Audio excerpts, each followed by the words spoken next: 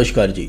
छठ पूजा कहा जाता है उत्तर भारतीयों द्वारा मनाया जाने वाला एक सबसे पवित्र त्योहार है और मान्यता यह है कि इसमें सूर्य भगवान की पूजा होती है। आज की इस वीडियो में हम ये आपको बताएंगे कि आखिर ये छठ पूजा को कब से मनाया जा रहा है और इस पूजा की शुरुआत आखिर कैसे हुई और किन किन महान लोगों ने इस छठ पूजा को मनाया हुआ है। तो एक पौराणिक कथा के अनुसार भारत के एक महान राजा हुआ करते थे जिनका नाम था प्रियवर्धन, और ऐसा कहा जाता है कि उनकी संतान नहीं थी और वो काफी दुखी रहते थे कि हमारा इतना बड़ा राज्यपाट बिना उत्तराधिकारी के कैसे कोई चलाएगा। तो ये काफी एक गंभीर समस्या थी उस जमाने के राजाओं के लिए, क्योंकि कोई भी राज्य बिना उसके उत्तराधिकारी के नहीं चल सकता है और राजा प्रियवर्धन की संतान भी नहीं थी, जिसके कारण वो हमेशा दुखी रहा करते थे। तब वो इस समस्या को लेके उस जमाने के जो महर्षि थे, ऋषि कश्यप, उनके पास गए और उन्होंने इस समस्या का समाधान उनसे मांगा। और जब ऋषि कश्यप ने राजा की इस बात को सुना तो वो भी काफी चिंतित हुए, लेकिन उन्होंने इसका एक समाधान निकाल दिया। उन्होंने कहा राजा से पुत्र प्राप्ति के लिए यज्ञ करना होगा, जिसका नाम पुत्र योष्टि यज्ञ रखा गया था।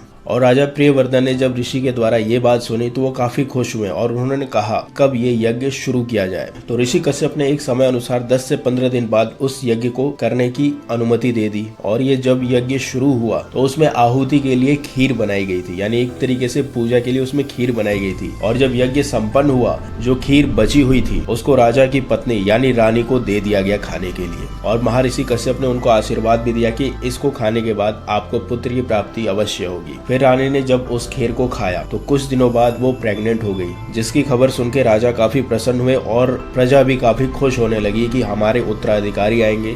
समय बीतता गया, 9 महीने बाद रानी ने पुत्र को जन्म दिया, लेकिन प्रॉब्लम ये हो गई कि जो बच्चा था वो मृत पैदा हुआ था, यानी मरा हुआ पैदा हुआ था, जिससे एक बार फिर से राजा और पूरी प्रजा और रानी सभी शोक में डूब गए कि अब क्या किया जाए। और राजा ने जब अपने मृत बच्चे को देखा तो वो काफी डिप्रेशन में चले गए थे, यानी बहुत ज्यादा चिंतित हो गए थे। और वो इस कदर चिंतित हो गए थे कि उन्होंने पुत्र के शव को लेके शमशान पहुंचे और खुद भी आत्महत्या करने की कोशिश की। लेकिन तभी होता कुछ ऐसा है, एक देवी प्रकट होती है जो कि ब्रह्मदेव की पुत्री देवसेना होती है। प्रकट होने के बाद उन्होंने राजा प्रियवर्धन से कहा कि मैं इस सृष्टि की मूल प्रवृत्ति के छठे अंश से पैदा हुई हूँ, यानी जो जीवन बना है, जिसको 5 तत्व यानी 5 एलिमेंट से जो ये जीवन बना है, उसमें से जो छठा एलिमेंट था उसको सृष्टि बोला गया। वही देवी प्रकट हुई जिनका नाम षष्ठी देवी था। तब षष्ठी देवी ने राजा की इस पीड़ा को देखते हुए उनको वरदान दिया कि तुम मेरी पूजा करो, तुम्हें संतान की प्राप्ति अवश्य होगी। राजा ने उनकी बात मानी और पूरे विधि विधान से कार्तिक मास के शुक्ल पक्ष के दिन षष्ठी देवी की पूजा अर्चना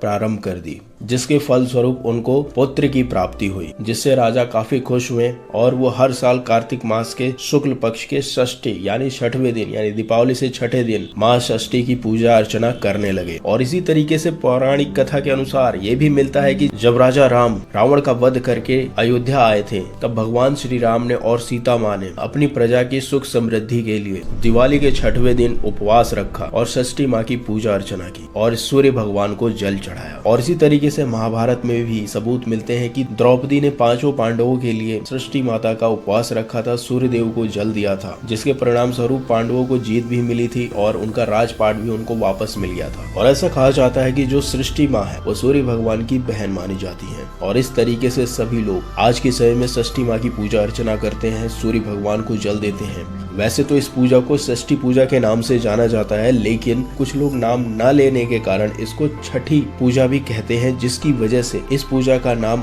आज के समय में छठ पूजा के नाम से प्रसिद्ध हो गया है। लेकिन नाम भले ही लोग अलग तरीके से लेते हों, लेकिन आस्थाएं आज भी सबकी पवित्र और शुद्ध है। और ऐसा कहा जाता है कि छठ की पूजा बेसिकली पुत्र प्राप्ति के लिए की जाती है और ये काफी पवित्र त्योहार है जो ये 2 से 3 दिन चलता है, जिसमें 24 घंटे का एक लंबा व्रत रखा जाता है और व्रत के अंत में सूर्य भगवान को जल दिया जाता है। तो बेसिकली एक तरीके से ये एक प्रकृति की पूजा है जो सनातन हिंदू धर्म में देखने को मिलता है। तो ये थी छठ पूजा की छोटी सी जानकारी कि आखिर छठ पूजा क्यों मनाया जाता है और किसने शुरू किया था छठ पूजा बनाना। तो अगर ये छोटी सी जानकारी आपको अच्छी लगी तो हमारे चैनल को सब्सक्राइब करिए और दोस्तों के साथ शेयर करिए। तब तक के लिए धन्यवाद।